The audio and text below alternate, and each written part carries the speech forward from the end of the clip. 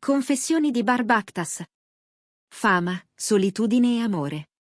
Parole che hanno scosso il pubblico e infiammato le bacheche, parole che molti hanno letto come una dichiarazione di principio e altri come una provocazione calcolata. Siete su Turkey News Magazine, e oggi entriamo nel cuore di un dibattito che non riguarda soltanto una relazione, ma una visione del mondo. Prima di iniziare, respirate a fondo. Perché ciò che segue non è un semplice resoconto di frasi dette in un'intervista, ma l'eco di anni di etichette, di aspettative, di sussurri dietro le quinte e di risposte silenziose. È la storia di come Bar Bakhtas abbia messo un punto, e di come quel punto sia diventato un punto esclamativo. Tendo a non impicciarmi della mia ragazza. Queste parole, che qualcuno ha liquidato come un modo elegante di dire "mi fido", hanno fatto il giro dei salotti e dei social come un lampo. Perché non definiscono solo una preferenza privata, non sono un dettaglio da intervista, sono una sfida a un sistema che per anni ha confuso gelosia con amore, controllo con cura, abitudine con rispetto, e routine con libertà. Una sfida che non è rimasta senza risposta. Da una parte c'è chi ha applaudito, ecco l'uomo ideale, uno che non misura l'amore in divieti. Dall'altra, i commenti scettici, troppo moderno, troppo perfetto per essere vero. Ma su una cosa, anche gli opposti hanno trovato un punto d'incontro. Bar ha rotto ancora una volta lo stampo. Non sono mai un macho. Non l'ha detto per difendersi, l'ha detto per tracciare una linea. Una linea che a molti avrà suonato come un confine finalmente chiaro, niente teatri di possesso, niente prove d'amore a suon di bracci di ferro, niente occhi puntati sul telefono o amici contati uno a uno. In un ambiente dove spesso l'immagine dell'uomo si nutre di carisma e controllo, Bar ha scelto un'altra grammatica: popolarità senza arroganza, fascino senza gabbie, attenzioni senza imposizioni. E tra tutti i nomi pronunciati sottovoce in corridoio, ce n'è uno che torna come il riflesso più luminoso: Yağmur Yüksel. Perché non è un segreto che quando un uomo parla così, da qualche parte c'è una donna che ha ottenuto il rispetto che merita. E in questo caso, quella donna ha un nome, un volto, una carriera, e uno sguardo che non ha mai chiesto permesso a nessuno. Le domande si moltiplicano. È un riferimento al passato? È una risposta indiretta a vecchie dicerie? È un nuovo modello di maschilità o solo una narrazione ben confezionata? Mentre i commenti si rincorrono, una cosa diventa più chiara di tutte: Bar non sta giocando a fare l'eroe, sta regolando un conto con idee vecchie. E lo fa con la calma di chi non ha fretta di convincere nessuno. Funziona così: pronunci una frase semplice, e scopri che non è semplice per niente. Perché "non mi impiccio della mia ragazza" non è neutra in un mondo che vede ancora la gelosia come sale della passione. È una frase che divide. C'è chi ci legge distacco, chi ci legge coraggio. Chi ci vede un invito a fidarsi, e chi un pretesto per non impegnarsi. Ma da dove nasce davvero questa fermezza? Bar ha parlato anche della solitudine, e l'ha fatto come chi non cerca consolazione. La fama ti fa sentire solo, ma se ami stare da solo, non è un problema. In queste parole, molti hanno sentito una missione, in realtà è una scelta. La sua presenza a eventi affollati è diventata più rara, le foto in gruppi rumorosi si sono diradate, e la sfera privata si è fatta più essenziale. C'è chi lo chiama costruire un muro, e chi preferisce proteggere se stessi.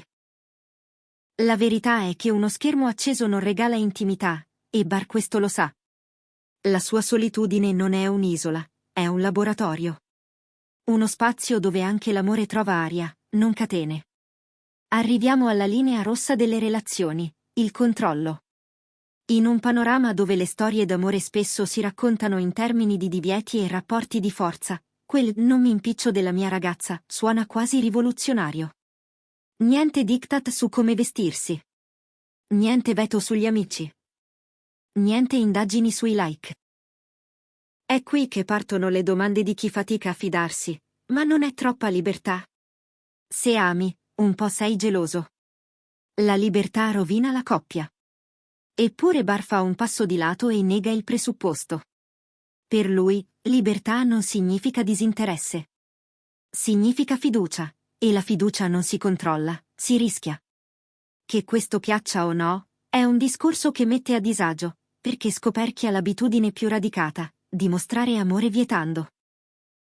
Al suo fianco, Yamur Yüksel non ha bisogno di una scorta di approvazioni, cammina con una serenità che nasce proprio da quel patto non scritto. Non è un fai come vuoi, è un io sono qui, tu sei tu. C'è poi la posizione sui temi dell'uguaglianza.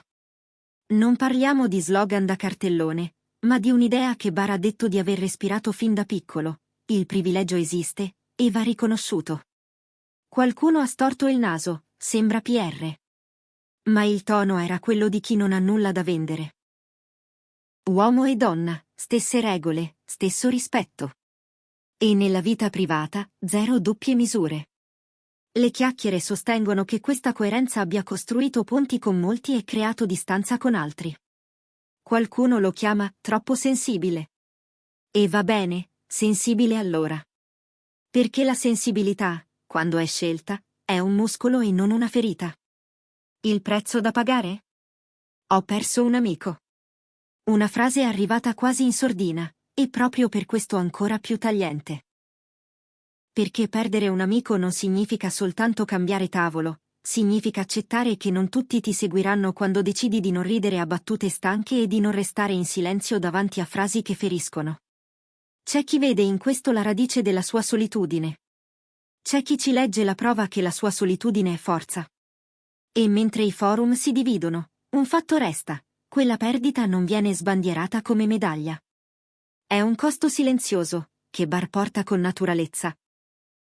Basta poco per riaccendere archivi.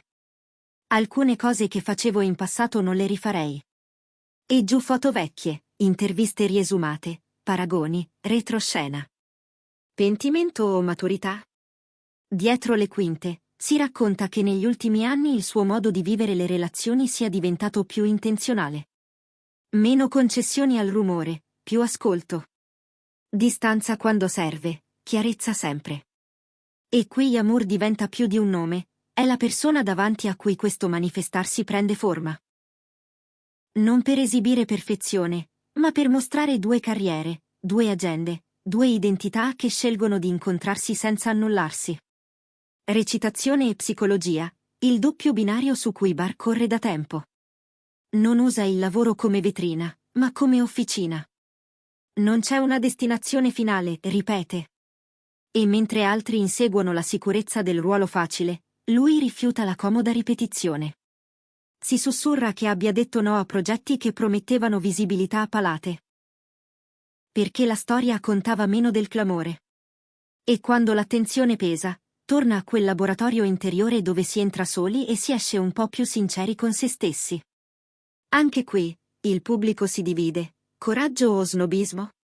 È probabile che non importi. Perché chi cerca il centro del ciclone è un tipo di artista, chi preferisce l'occhio del ciclone è un altro. Perché quella frase ha dato così fastidio?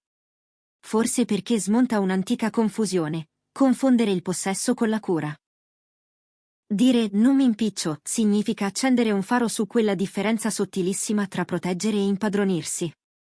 In molti hanno fatto notare che in Turchia, come altrove, il racconto dell'amore ha spesso come protagoniste le regole non scritte e gli esami da superare. Ecco perché, quando un uomo riformula il copione, il pubblico rumoreggia. È un problema di abitudine, più che di scandalo. Impari una lingua, e qualcuno, un giorno, te ne propone una nuova. È qui che la coppia entra davvero in scena. Perché un manifesto resta astratto se non c'è vita a dargli gambe. Con Yamur, la teoria di Bar diventa quotidianità. Niente storie gonfiate per i social, niente coreografie di gelosie a favore di camera. Apparire meno, apparire meglio. Darsi spazio quando serve, e scegliersi senza fanfare quando conta. Chi li conosce da vicino parla di un'alleanza pulita. Due persone che si salutano alla porta per andare al lavoro e, tornando, sanno di non dover chiedere alcun permesso per essere se stesse. Un nuovo modello di uomo, domandano in tanti. Chi è cresciuto con l'idea del protettivo, geloso, dominante, cerca di capire dove collocare un uomo che dice no al controllo e sì alla parità. È davvero nuovo? O è semplicemente un ritorno al significato originario della parola rispetto? Forse non è né rivoluzione né ritorno. È l'ovvio che si era perso per strada. Eppure l'ovvio, quando torna, fa rumore più di un temporale d'estate. È il suono delle certezze che scricchiolano. È il momento in cui ti chiedi, se ho scambiato per anni il possesso con l'amore, quanto ho perso nel frattempo? E allora, cos'è questa storia? È la storia di frasi pronunciate senza pugni sul tavolo, ma con la fermezza di chi sa dove sta andando. È la storia di un uomo che non confonde il silenzio con l'assenza, e di una donna che non chiede un piedistallo, ma un terreno solido su cui camminare. È un promemoria, non sono un macho, non è un insulto alla forza, è un invito a ridefinirla. È una chiave che apre porte chiuse da anni. È un modo per dire che il rumore non è profondità, che la folla non è compagnia, che la gelosia non è passione. E infine, una domanda che resta sospesa.